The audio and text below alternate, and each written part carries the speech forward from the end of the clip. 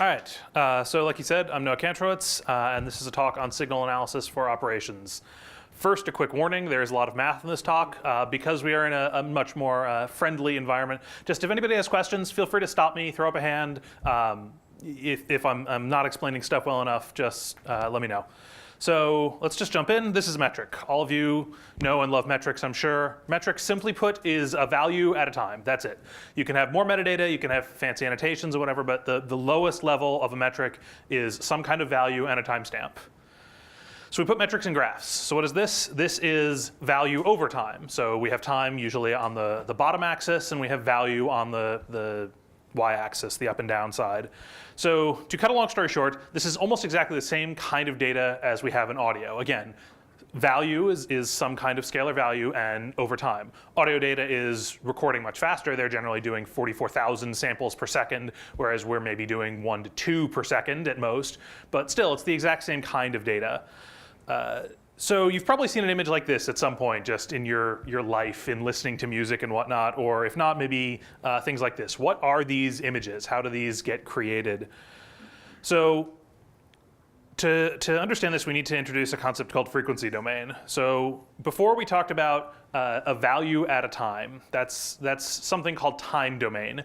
So these are instead looking at value over frequency. So here's an idea of a frequency domain graph. So the bottom axis now, instead of being time, is different frequencies. So we can see here, this is a signal that has 5 different frequency components. The y-axis on frequency domain is generally not the same as time domain. It's technically the same units, but usually you don't bother measuring it. You only look at it in terms of ratios or relative amounts. You've probably heard of the unit decibels, usually in reference to sound or other audio data, but all decibel is a way of expressing a ratio. So saying plus 10 decibels is the equivalent of saying times 10, or saying minus 20 is the same as saying divided by 100. It's a logarithmic scale, so for every 10 decibels, that's a factor of 10. So that's all decibels are, and that's usually how you express the y-axis in frequency domain. So between these two, you can see sort of we have an idea of how to express value over frequency instead of value over time. Clear enough? Am I losing everyone? Cool. So how do we get frequency domain information? All of our samples are coming in time domain because that's the way the world works. We have some kind of metrics processor, be it collectd or statsd or whatever else. It's feeding us time domain information, and we want to look at it in the frequency domain. So for this, we use the Fourier Transform. Here is the really scary form of this. This is the formal definition of the Fourier Transform, but let's go through this piece by piece. So let's start with a really simple signal. This is a sine wave at 1 hertz in time domain. Very, very simple. Here is another sine wave, this time at 4 hertz and half the magnitude. So it's oscillating 4 times as quickly, and it's half the size, half the height. So let's add them together. We get this graph. So this is starting to look a little bit more here. Instead of just having 2 sine waves, we instead have a whole bunch of sine waves and a little bit of random data just thrown in. This is starting to look like something you could actually get back from graphite or Heka perhaps. Any kind of graphing tool, this is the kind of thing you might actually see. So let's run this through a Fourier transform. Here's what we get. So you can see we have that original 1 hertz sine wave, and you can see it's a very tall peak, and you can see the 4 hertz sine wave, and the peak is half the size. So you can see in frequency domain, the relative values from time domain are kept, even though the units, in terms of the absolute value of the units starts to break down a little bit. But relative variations are kept. And you can see some of the other stuff that I threw into that fancy graph. You can see there's a peak at 10 and 16 hertz, and there's a really tiny peak at 2 hertz. Now, how many of you looking at this graph would have noticed that there was something happening at a 2 hertz rate? Basically no one. It's, you can probably see the 1 hertz in there, and maybe, if you see this transition, you can see the 4 hertz. But when you're looking at these really small periodic components, they can be very, very hard to see. So you put it through a Fourier transform, and it gives you back this graph, and it becomes very obvious. For those of you who are a little bit more visual learners, here's an attempt to sort of display what the Fourier transform is doing. So you can see we have 5 different sine waves. These were the 5 things that were added together to make that fancy looking graph, along with a little bit of randomness. So when you add up all those 5, you get the scary graph, and you can see the Fourier transform on the right side there. That's showing how it all breaks apart. So everybody clear on Fourier transform? Cool. So Now we know what it is, but we have a bit of a problem. So this has a lot of infinities, and there's some complex values, and there's some things in there that are not very friendly to computers. Computers generally don't like infinity. So we don't generally actually do the Fourier transform when we're talking about computers. We use something called the DFT, or discrete Fourier transform, or discrete time Fourier transform. This is the same operation, but instead of operating on continuous mathematical perfectness, this is instead dealing with specific time-stamped inputs. So this is a little bit easier to look at. This is the formal definition of the discrete Fourier transform. So instead of those infinities, if you're familiar with math, you'll know the big sigma is just doing a sum. So k is the frequency we want to analyze, or the frequency bucket we want to analyze. For each of those, we iterate over all of the samples, and we run this funky looking formula on it, where we multiply the current value, we multiply each value by this factor. So this is looking a little bit more like something that we could actually do, but for those who are more CS inclined in the audience, you might have noticed this means if we want to analyze a whole bunch of frequencies, we have an order n squared algorithm, which is not super fun. So instead, what you'll usually use is something called the FFT, or fast Fourier transform. This is usually what you'll see implemented in algorithms for most libraries. The DFT versus the FFT, all you really need to know is the FFT is faster. It's a divide and conquer algorithm, so it's like quicksort versus bubble sort. It's just a divide and conquer, so it's n log n instead of n squared. And one last three-letter acronym to throw at you is IFT, or inverse Fourier transform. All this does is, given the frequency space, so the frequency domain information, convert it back into time domain. So take all of those different sine waves that we've split out and add them back together to get the original signal. So that's all the different flavors of the Fourier transform. And really the only two that you'll need to ever use are FFT and IFT. The others you generally wouldn't do unless you are going into the more advanced math. Cool, everyone still with me? Awesome.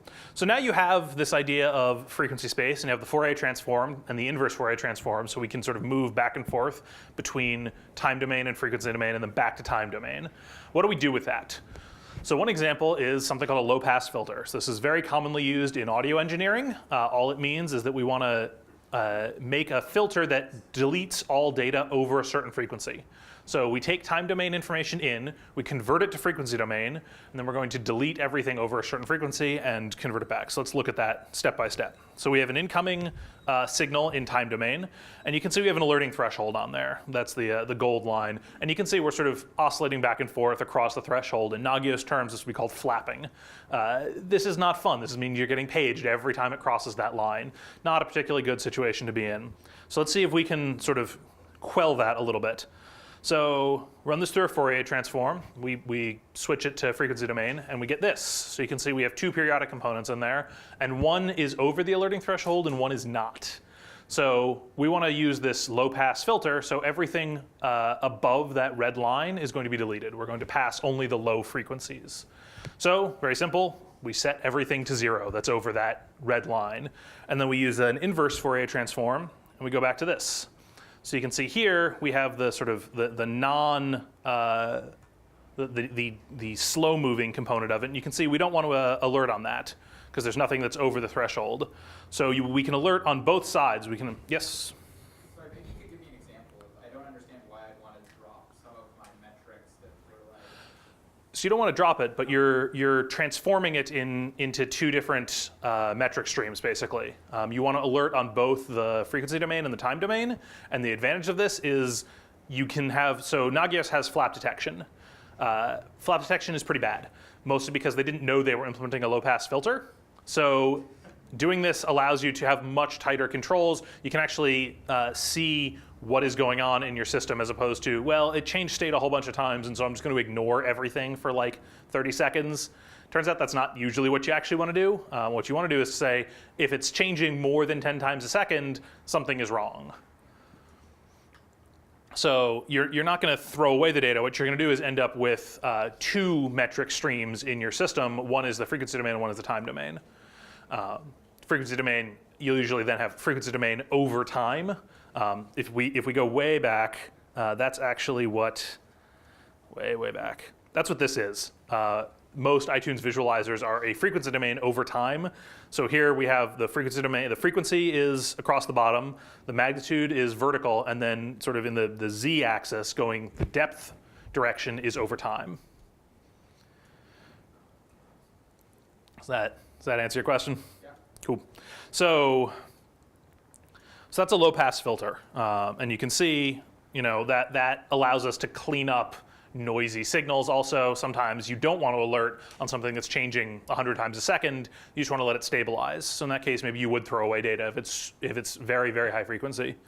Again, 100 times a second, I'm thinking in terms of audio terms, it's probably going to be much lower frequencies for operation stuff, just because our stuff doesn't change that much. It can't, if we're only taking one sample a second, then we can't see frequencies that high. But anyway, so that's a low pass filter. Band pass and high pass are basically the same idea, just high pass is for passing only high frequencies, and band pass is for saying I want only frequencies in this certain range, but it's all basically the same idea of deleting certain information from the frequency domain and then using an inverse Fourier transform to go back to time domain. So let's switch gears a little bit. That was an example of what you can do with frequency domain information. Let's look at what you can't do with frequency domain information. So there's an idea of something called in spectral analysis, signal analysis, called spectral leakage. So windowing is the way that we think about the fact that we have finite data. In all computer systems, we always have finite data. If you can store all of your metrics forever at maximum resolution, I envy your budget, but I certainly can't. So we have a window function of some kind. This is expressed by some other, so we have our data is a function of some kind that represents, CPU usage over time. We multiply that by another function. Now, the simplest case is a rectangular window function. So we have a function that we are multiplying by. It is 1 in some place and 0 everywhere else. Generally, the right side of this would be current time, and the left side of this would be whatever your retention threshold is, 5 minutes, a week, whatever you can store. So you multiply this by your data, and you get your data in the middle of this, and then 0 everywhere else, because we deleted that. We couldn't store it, so we threw it away. So we don't know what it is anymore. So the idea of windowing is to think about how we get rid of data in a way that doesn't change the frequency domain. So anytime that you delete data, obviously you are corrupting your signal in some way. And so the spectral leakage, which I'll get to in a second, is the effect of that. So let's look at a more concrete example of using this window function. So let's say we have a 7 hertz sine wave with an effectively infinite rectangular window. It's 7 hertz, and this is, I think, a 1 hour window. So we have a lot of data. And this is the frequency domain of it. And you can see exactly what we want to see. There is a single spike at 7 hertz, and it's 0 everywhere else, or close enough to 0 that we don't care. This is exactly what we should see. But here's the problem. This is the same 7 hertz signal, but this is with a 3/4 of a second window. So again, we're talking about relatively high frequencies because I'm using mostly audio terminology. But anytime where the window is roughly close in terms of time scale to the frequencies you are looking at, all of a sudden you're going to start to see a little bit of leakage. So here is the Fourier transform of that. And you can see it's no longer quite such a clean spike. It sort of bleeds out at the edges. That's because as we're deleting the data from this window function, we're affecting the Fourier transform, we're affecting the frequency domain, and that's called spectral leakage. So rectangular window functions are very simple. They're probably what you're using already because it's equivalent to delete all data after time t. And the problem with them is while they have the lowest overall noise generation, they have also the highest spectral leakage in secondary buckets. So here is a spectral plot. So this is just the Fourier transform of a rectangular window of that rectangular step function. And there's 2 pieces in this graph that you want to pay attention to. My laser's not going to work on this because it's not a screen. Anyway, look in the middle. There's sort of a peak right in the center there, and you can see it's very tall and it's very narrow. And that's what we want to see. That peak corresponds to the frequency we are trying to analyze. And we want that to be tall because we don't want our frequency to be degraded. And we want it to be narrow because we don't want it to bleed. That'll be a little clearer when we look at the next one. And all of the rest of them are just called secondary buckets. Again, we'll get to that in a moment. So let's look at rectangular windows as compared to a triangular window. Again, very simple. Everyone probably knows what a triangle looks like if you got through kindergarten. They're better than a rectangle in certain ways, but not by a whole lot. So here is the spectral plot of a triangular window function. So here you can start to see the changes in the spectral diagram. So you can see we have, again, a very tall and narrow main lobe, but the side lobes are all starting to get reduced. So that means that we have lower overall, lower noise generation in the side lobes, although we have higher overall noise generation. So again, comparing, so that's the rectangle and that's the triangle. So this is, again, I said, not particularly good as far as window functions go, but relatively simple to implement. Let's look at what a good window function looks like. This is something called a general purpose four-term Blackman-Harris curve. Don't worry about the details. You can look up the specifics of the formula on Wikipedia, but this is starting to look very, very different. This is the spectral diagram for that Blackman-Harris curve. So here you can see what the effects of windowing are. So again, main lobe, very, very tall, but now it is no longer quite so narrow. But the side lobes, way, way reduced. So what does this actually mean? I've been talking a lot about spectral leakage and whatnot. Here's the concrete example. Here's the Fourier transform of the same 7 hertz signal, same 3/4 of a second window, but the dotted line is our original rectangle, and the one in the foreground, the solid line, is a Blackman-Harris curve. So here's the difference. So you can see that the peak is squished down and sort of bleeds out to the side, but you can see that the dotted line is much higher as it goes off towards infinity. The solid line drops to 0 much faster around the signal that we're analyzing. So what does this all mean? Pick your window functions very carefully. When you're doing this kind of signal analysis, you have to be aware when you drop data that it has much more impact on the frequency domain than you may be used to.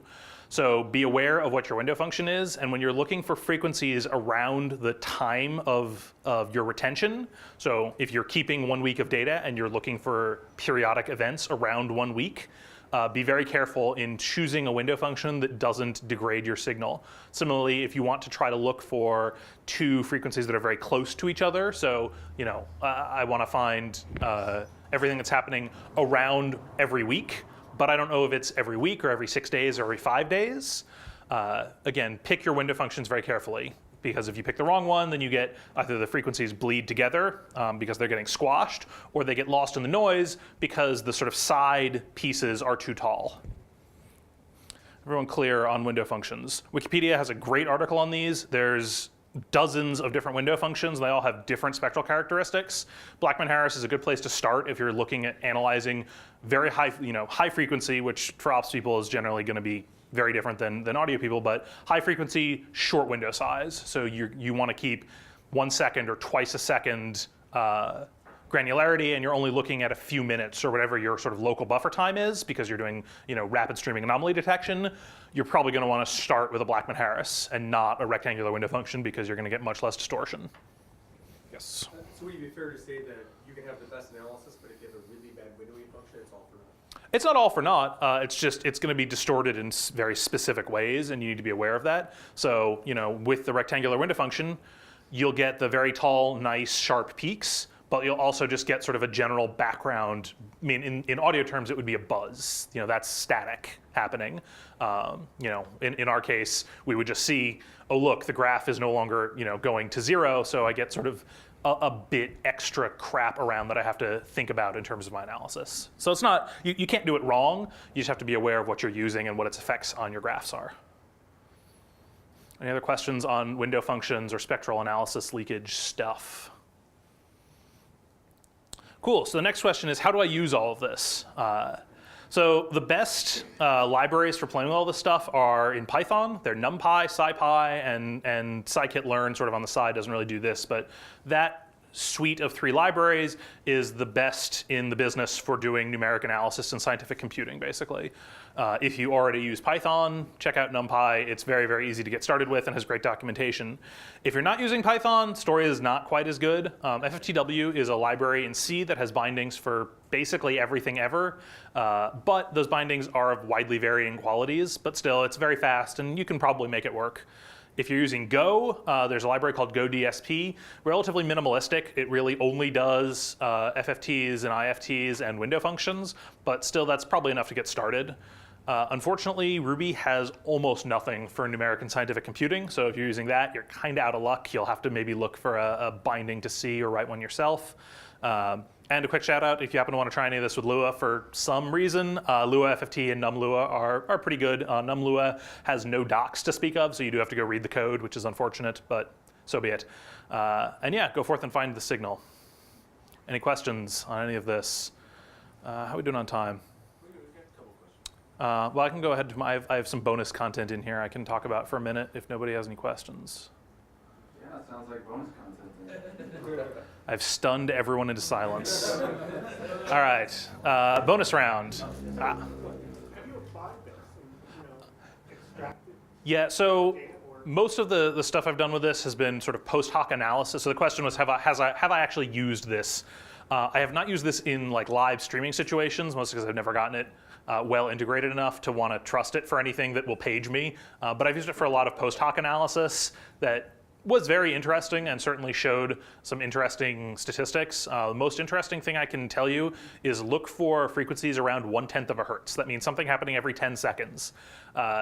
That generally means you have socket timeouts somewhere in your system. So if you have like errors coming into, I use Sentry for error logging. If you have Sentry error logs coming in at 1/10 of a hertz, you have socket timeouts somewhere in your system. That's something you may not be able to find any other way. All right, so I can just talk quickly about some of my bonus stuff. DCT, so DCT stands for discrete cosine transform. It's very similar to the Fourier transform, does almost the same thing, just slightly different mathematics. But there is a very important piece to the DCT. All of you have used DCTs probably almost every day. DCTs are at the heart of almost every current major compression algorithm, be it JPEGs or MP3s or any other lossy compression system. They're using discrete cosine transforms. Now, so this is funny. We use lossy compression for metrics data all the time. Generally, either it's lossy because we just chuck data away, or it's lossy because we bucket it over time. So that's like the RRD style of decreasing granularity over time. Both of these are lossy compression techniques. They're terrible lossy compression techniques. It means that you can no longer reconstruct your data with any degree of accuracy after you start either, if you throw it away, obviously you can't reconstruct it because it's gone, and if you bucket it, you can't tell anymore what was there because you bucketed it, and who knows, now it's in one-day buckets. I can't tell you what it is on an hour-by-hour basis because I got rid of that data. So DCTs are a way of doing lossy compression in a way that allows much, much better reconstruction, as evidenced by anyone that's played an MP3 in the last, I don't know how long MP3 has been around, 15 years? I know of no metric systems that do this, so this is more of a call for help of, please, someone that works on metric storage platforms, please write something that uses much better lossy compression techniques. The idea of a DCT is pretty simple. We put something into frequency space. We pick out, let's say we want to say the top 10 peaks. We write down the frequency and the magnitude of each of those 10 peaks, and then we store those two tuples. We store all 10 of those, so we have 20 numbers. And then later on, we do an inverse DCT, which is the equivalent of inverse FFT, or an inverse Fourier transform, and we get back an approximation of the original signal. That's how most lossy compression systems work. And the idea is that those 20 numbers that we write down are significantly smaller in terms of data size than the original input. Now, you can control how many peaks you store. If you've done MP3 encoding, you may be familiar with the terms CBR and VBR, constant bit rate and variable bit rate. You have to balance between acceptable error rate, how far from the original signal am I willing to be? Do I want to specify in terms of that? Do I want to say store 500 kilobytes per second, and whatever the error rate is, I'm okay with that? You can trade off between those, but still it gives you a much better reconstruction later on. It means you can, at any point, reconstruct the original signal. That would be the equivalent of rendering a JPEG or MP3 playback. So please, somebody go write this so that I can use it. What's the Weissman score for DCTs? We'll talk later. Jason trolling at the best times. So the other thing I can mention related to DCTs that I can't talk about nearly as authoritatively because I don't quite have my head wrapped around them is something called wavelet transforms. So I said DCTs are at the heart of every current gen compression algorithm like JPEGs and MP3s. Wavelet transforms are at the heart of every next gen compression system. So things like H.264 video encoding is all based around wavelet transforms. Again, very, very similar to FFTs. The advantage of wavelet transforms over DCTs is that they deal better with fast moving aperiodic components. So again, look into these if you're looking into storing large amounts of metrics data. How are we doing on time? Probably good? All right, that's all I got then.